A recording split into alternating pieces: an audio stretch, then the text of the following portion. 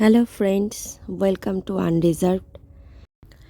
অনেকেই হয়তো আমাকে চেনে এবং যারা চেনে না তাদের উদ্দেশ্যে বলছি, আমি দিশা। আমি একজন ডব্লিউবিপি অ্যাসপিরেন্ট। গতবার লেডি কনস্টেবলে আমি পয়েন্টে বাদ গেছি এবং আমাকে অনেকেই হয়তো দেখেছে যে আমি ওই যে ওখানে দুর্নীতিটা হয়েছিল তার বিরুদ্ধে কিন্তু আমরা কয়েকজনে সরব হয়েছিলাম। সবাই আমাদের চুপ থাকলেও কিছুজন, কিন্তু আমরা কিছুজন কিন্তু এই দুর্নীতির বিরুদ্ধে কথা বলেছিলাম, সেটা সম্পর্কে অনেকেই জানে। যেহেতু তখন আমি ফ্রন্টে ছিলাম একেবারেই, আমরা 4-5 জন মেয়ে ছিলাম, সেখান থেকে আমরা কিছু শিখেছি। সেটা আমি আজকে এই ভিডিওর মাধ্যমে বলবো। আমাদের ওয়েস্ট বেঙ্গলে চাকরি প্রার্থীরা এবং সবচেয়ে বড় জিনিস হচ্ছে মহিলা যারা চাকরি প্রার্থী আছে তাদের উদ্দেশ্যে আমি কিছু কথা বলবো।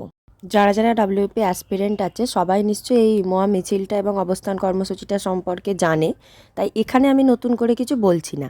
এর আগে আরেকটা মিছিল হয়েছিল, সেখানে আমরা দেখেছি যে মহিলাদের সংখ্যা কতটা কম ছিল, মানে মেয়েরা ছিল না বললেই চলে। এবার সমস্যা হচ্ছে এখান থেকেই শুরু।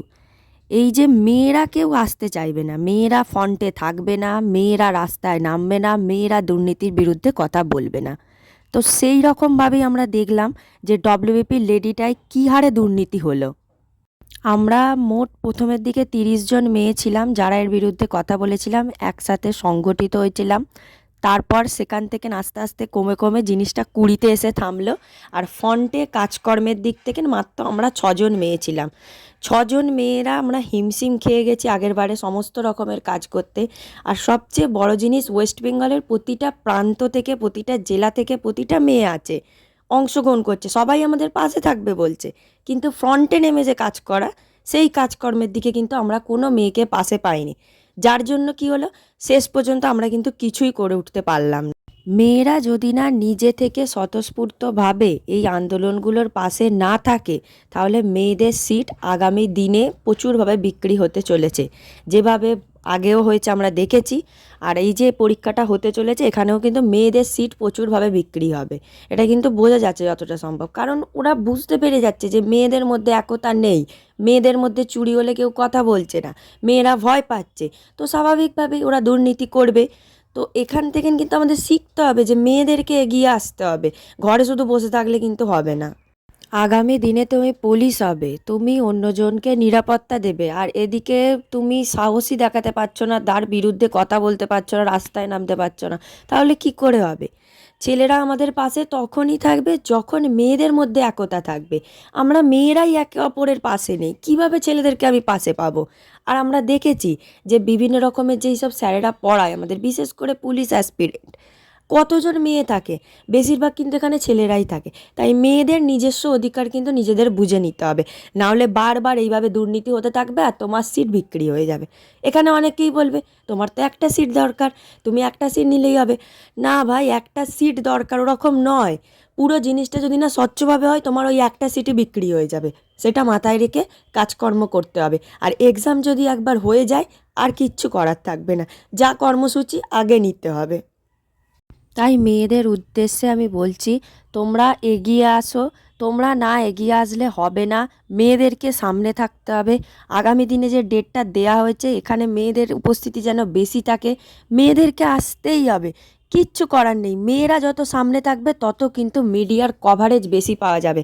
আমরা ওখানে মাত্র 30টা মেয়ে গিয়েছিলাম পিআরবি অফিসের সামনে। 30টা মেয়ের জন্যই কিন্তু নিউজ 18 বাংলা, বিভিন্ন রকমের জি 24 ঘন্টা, অনেক রকমের সংবাদ মাধ্যমের কিন্তু ওখানে দেখিয়েছে এবং ওনারা কিন্তু উপস্থিত থেকেছে। নিজেদের অধিকার যদি বুঝে নিতে চাও, আমি আবারও বলছি, আগামী দিনে মেয়েরা এসো।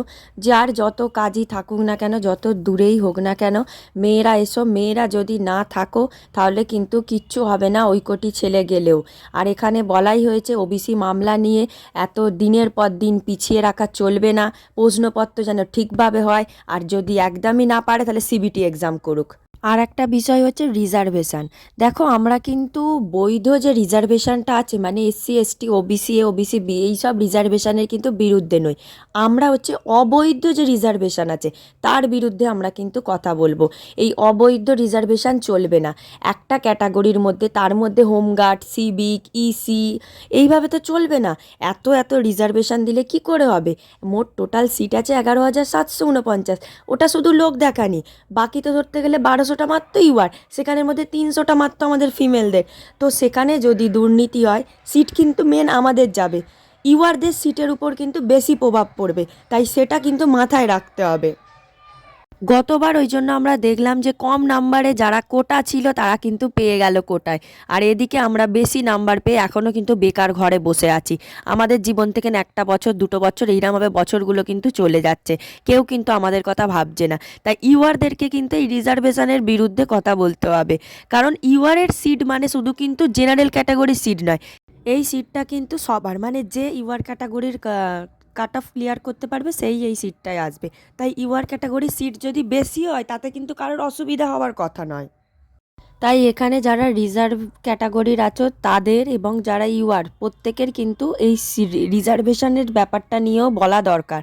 আগেরবারের আন্দোলনে আমরা দেখলাম যে রিজার্ভেশনটাকে পুরোপুরিভাবে এড়িয়ে যাওয়া হয়েছে, 2-4টে কথা বলা হয়েছে, কিন্তু না, এখানে এই অবৈধ রিজার্ভেশনের বিরুদ্ধেও কথা বলতে হবে। তাহলে আমাদের কথা থাকবে ওবিসি মামলা নিয়ে প্রশ্ন ফাঁস যেন রুখে যায়, স্বচ্ছভাবে এক্সাম নিতে হবে, আর এই অবৈধ রিজার্ভেশন থাকবে না। এই নিয়েই আগামী দিন মহা মিছিল রয়েছে, অবস্থান কর্মসূচি রয়েছে, জমায়েত স্থান দেওয়া হয়েছে শিয়ালদা স্টেশন সকাল 11টায়। মেয়েদেরকে এগিয়ে আসতে হবে, আবারও আমি বলছি সকলে এসো, এই দিন কাজ থাকুক যাই থাকুক না থাকুক আসো। শুধু বাড়িতে বসে পড়লে চলবে না, রাস্তায় নামতে হবে, নিজের সিট নিজেকে ছিনিয়ে নিতে হবে। আশা করছি সকলেই আসবে। আগামী দিনের জন্য অনেক শুভেচ্ছা, ভালো থেকো সকলে।